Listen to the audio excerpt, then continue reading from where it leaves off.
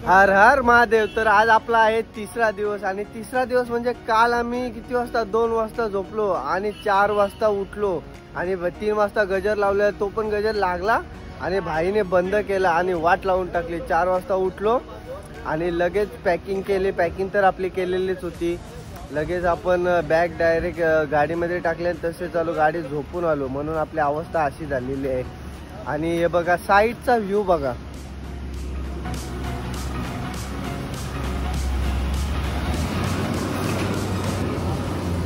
आणि हे बघा फोटो काढतात. या ना रात्री 2 वाजता झोपले, काय कारण नसताना, याला काय काम नव्हता आणि याला तर काय सांगू. फिलिंग बघू शकता तुम्ही कसली भारी आहे. एकदम फॉगी धुका धुका पूर्ण डोंगरातून इथे आलेला आहे आणि कसला भारी वाटतंय बघा.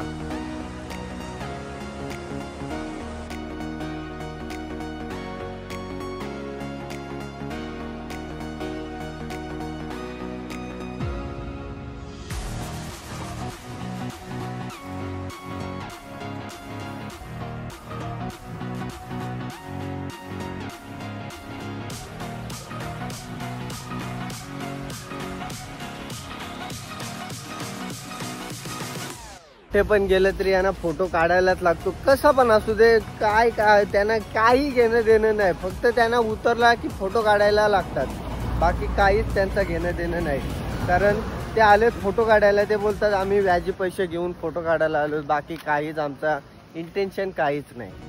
आपल्याला आता जायला 6 वाजतील कारण आपले ड्रायव्हर काका बोललेले आहेत 7 वाजतीलच. आपण थोडं थांबून निघायला लागेल आणि थोडं 2च स्पॉट आहेत बघायला आपल्याला, देवप्रयाग आणि धारी देवी टेम्पल. त्याच्या बाकी काहीच नाही. मध्येच आपण पूर्ण आज दिवसभर झोपणार आणि उद्या आपला ट्रेक चालू होणार केदारनाथ.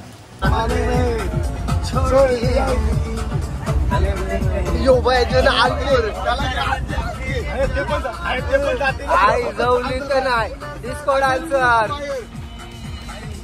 नाचा.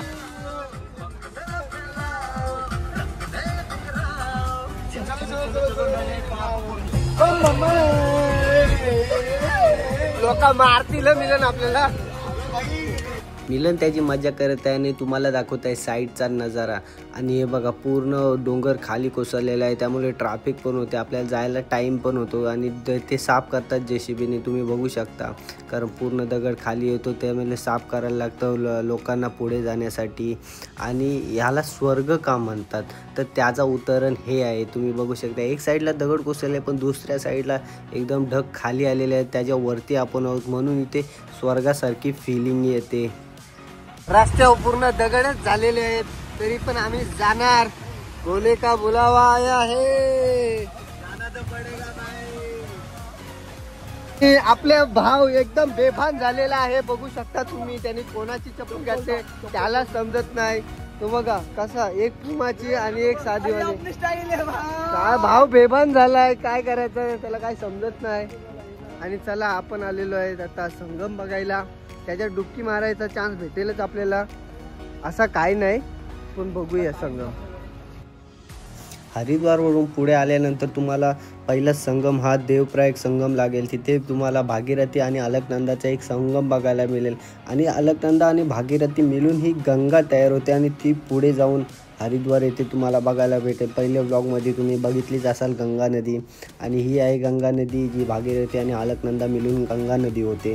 हे तुम्हाला देवप्रयागमध्ये बघायला भेटतो. चला तर आपण आलेलो आहोत आता देवप्रयागमध्ये. भागीरथी आणि अलकनंदा तुम्ही बघू शकता संगम, दोघांचा संगम आहे. तर आता पाऊस जास्त आहे त्यामुळे दोघांचं पाणी पण सेम वाटतं, एवढं तुम्हाला कळणार नाही. पण थोडासा पाणी कमी झाला की अलकनंदाचं वेगळा पाणी दिसतो आणि भागीरथीचा वेगळा पाणी दिसतो. तर आता तुम्ही बघू शकता पाणी पूर्ण सेम, टोटली सेमच दिसतोय.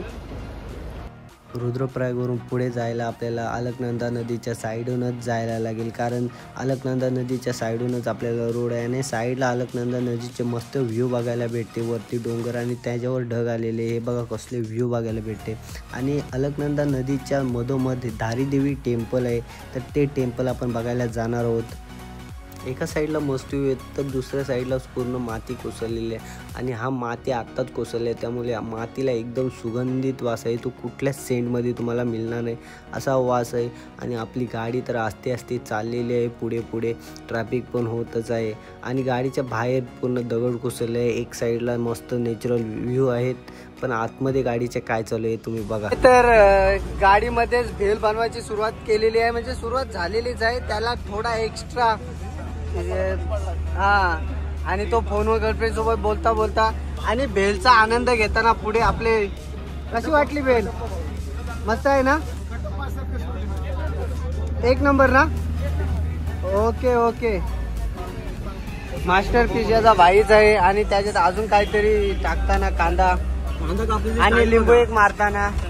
चल भेल खात खात आपण पोचलेलो आहोत धारी देवी टेम्पलला आणि ते टेम्पल खाली असल्यामुळे आपल्याला गाडी वरती पार्क करायला लागते आणि थोडं चालत खाली जायला लागते. त्यामुळे आम्ही चालत खाली आलेलो आहोत आणि साईडचा व्ह्यू बघा. साईडचा व्ह्यू तर भारी आहे. धारी देवी टेम्पल हे पाण्याच्या मधोमध असल्यामुळे एक डॅम प्रोजेक्टसाठी देवीची मूर्ती हलवण्यात आली. त्यामुळे केदारनाथला एक मोठा पूर आला होता. त्यानंतर धारी देवी टेम्पल हे तिथेच ठेवण्यात आले. कितीही पूर आला किती काही आला तरी धारी देवी ही स्वतःचं अस्तित्व सांगत असते.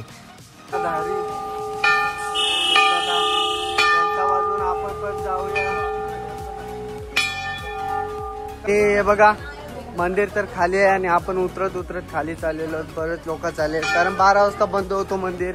2 तास मंदिर बंद असतो. बंद झाल्यानंतर डायरेक्ट 2 वाजता चालू होतं आणि हनुमंताचे मंदिर पाया पडून आपण पुढे जाऊ. चला आमचा मॅनेजर आमच्या सोबत आहे. काय इथली डिटेल्स माहिती देणार. 5 पांडव आहे ना, लय डेंजर आहे. 5 जणांचा ग्रुप आहे. नाव ठेवलं 5 पांडव. नाही ते जशी सरस्वती नदी येईल ना तिकडनं दाखवणार स्वर्गाचा रस्ता. आपले 5 पांडव कसे गेले होते तसे या 5 पांडवांना मी पाठवणार आहे. पहिले हनुमंताचे मंदिर लागते आणि थोड्याच खाली आल्यानंतर अघोरनाथाचे मंदिर लागते. तर अघोरनाथाच्या मंदिरात आपण पाया पडून आपण पुढे जाणार आहोत. तर आधी आपण पाया पडू आणि साईडचा व्ह्यू बघूया.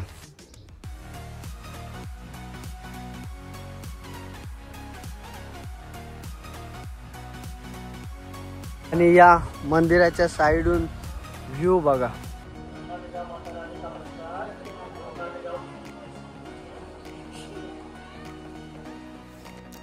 मंदिरात आल्यानंतर एकदम फिलिंगच भारी येते कारण खाली नदी आणि वरती मंदिर आहे. मंदिर तर अद्भुत आहे. असं वाटतं इथेच राहावं, खूप सारे फोटो काढावे. आपण तर फोटो काढणारच आहोत. तर मंदिरात जाऊ आणि मंदिरातली ही मूर्ती आहे ही सकाळी कन्याच्या रूपमध्ये असते, दुपारी युवतीच्या रूपमध्ये असते आणि संध्याकाळी वृद्ध अवस्थेत असे दिवसातून 3 वेळा रूप बदलते देवी. आपण तर दुपारी आलेलो आहे त्यामुळे आपल्याला युवतीचे रूप बघायला मिळेल. तर आतमध्ये तर फोटो अलाउड नाही त्यामुळे तुम्हाला बाहेरचाच व्ह्यू दाखवतो मंदिराचा.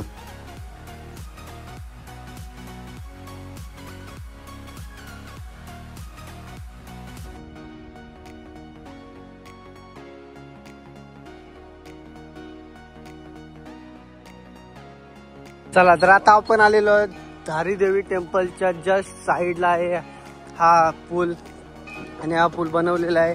आणि धारी देवी ही अलकनंदाच्या वरती टेम्पल आहे जी अलकनंदा पुढे जाऊन भागीरथी आणि अलकनंदा मिळून गंगाचे स्वरूप घेते. तीच अलकनंदा ज्यावरून हा पूल बनलेला आहे. थोडा पुलावरनं तुम्हाला व्ह्यू दाखवतो. व्ह्यू बघा पुलावरून मंदिराचे पण आणि नदीचे पण.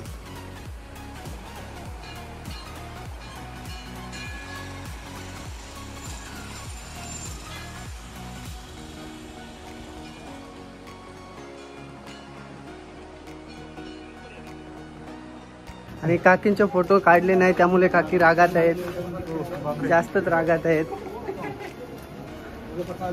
तर आमची गाडी आता परत थांबलेली आहे एक संगम बघायला. अलकनंदा आणि मंदाकिनीचेच मी संगम बघू शकता. हे संगम तुम्हाला रुद्रप्रयागमध्ये बघायला भेटेल. इथे हे 2 नद्या आहेत अलकनंदा आणि मंदाकिनी. पुढे जाऊन ही अलकनंदा नदीनेच वाहते आणि पुढे जाऊन देवप्रयागमध्ये अलकनंदा आणि भागीरथी ह्या 2 मिळून गंगा तयार होते तेव्हा तिला गंगा नाव भेटते. आणि इथे 2 नद्यांचा संगम होतो तेव्हा अलकनंदा हीच पुढे वाहते आणि ते बघून आपण पुढे चाललेलो आहोत. आणि इथून आपण पुढे चाललेलो गुप्त काशीला आजचा आपला स्टे आहे. आता रस्ते बघा, एक नंबर रस्ते झालेले आहेत, एक नंबर. बाबा रस्ते लय डेंजर आहेत. आणि त्याच्यात आमचे ड्रायव्हर, हेवी ड्रायव्हर.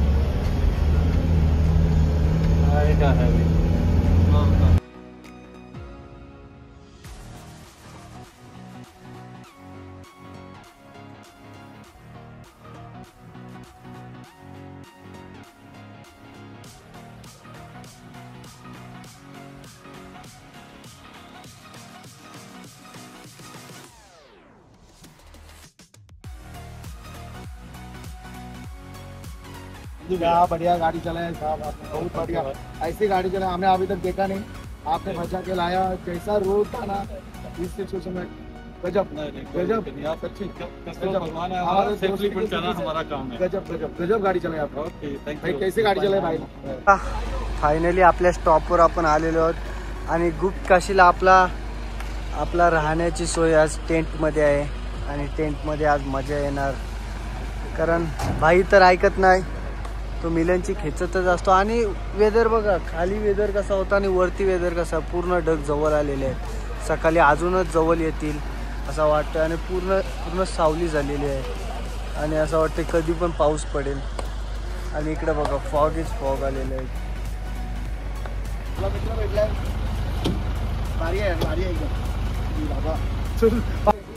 आमचा रूम नंबर बघा 111 आणि इकडे बघा 4 बदामचा, इस्पिकचा, किलवरचा आणि चौकटचा.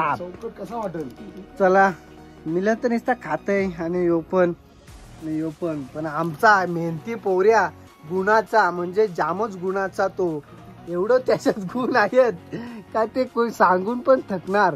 माझ्याजवळ झोपणार आहे तो. बघा आता बनवतोय आपण. काय बनवतोस?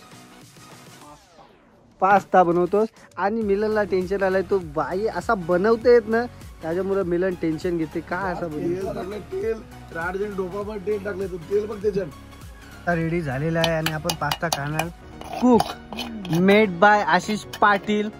त्यांचा पहिले हॉटेल होता, हॉटेल वागेश, त्यांनी सोडला कारण त्यांचा ते काय बोलतात, मला जास्त पैसेवाला व्हायचं नाही म्हणून त्यांनी सोडला. भारी बनवलाय कडक.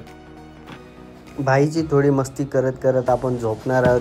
चला बाय बाय. आणि कसं वाटलं व्लॉग नक्की सांगा. आणि उद्या भेटू सकाळी मॉर्निंगला केदारनाथचा ट्रेक करत. तर चला बाय बाय.